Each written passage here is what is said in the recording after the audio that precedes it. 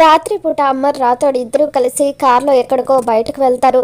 ఇక ఇంట్లో అమర్ లేడన్న విషయం తెలుసుకున్న తీవ్రవాదులు గేట్ దగ్గరున్న సెక్యూరిటీకి పొగలాంటి మత్తు మందుని వేసి ఇంట్లోకి జొరబడతారు. ఇక ఆ మత్తు మందు పీల్చడంతో అక్కడున్న సెక్యూరిటీ వాళ్ళంతా కూడా స్పృహ కోల్పోతారు.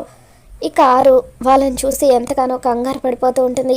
గుప్తా గారు, ప్లీజ్ గుప్తా గారు, ఇప్పుడు మీరు మాత్రమే నా కుటుంబాన్ని కాపాడగలరు, ఏదో ఒకటి చేయండి అని చెప్పి ఆరు బతిమలాడుతూ ఉంటుంది. ఇక దాంతో గుప్తా, నేను ఏదైనా చేయాలంటే నువ్వు నాతో పాటు యమపురికి వస్తానని మాటివ్వు, అలా మాటిస్తేనే నేను నీ కుటుంబాన్ని కాపాడుతాను అని చెప్పి గుప్తా అంటూ ఉంటాడు.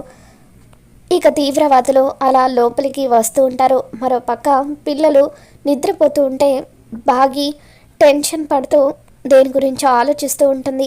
ఇక అమర్ వాళ్ళ అమ్మ నాన్న ఇద్దరు కూడా నిద్రపోకుండా అలా కూర్చొని ఆలోచిస్తూ ఉంటారు. అలా తీవ్రవాదులు లోపలికి వస్తూ ఉంటే అప్పుడు గుప్తా, సమయం మించిపోతుంది బాలిక, నీ నిర్ణయం ఏంటో చెప్పు, నీ కుటుంబం ప్రాణాలు ఇప్పుడు నీ చేతుల్లో ఉన్నాయి, నువ్వు తీసుకునే నిర్ణయం మీద ఆధారపడి ఉంది అని చెప్పి గుప్తా ఆరుని ఇరకాటంలో పెడతాడు. మరి రాబోతున్న ఎపిసోడ్లో ఏం జరగబోతుందో మరి మన ఛానల్లో తెలుసుకుందాం. వీడియో నచ్చితే తప్పకుండా లైక్ చేయండి.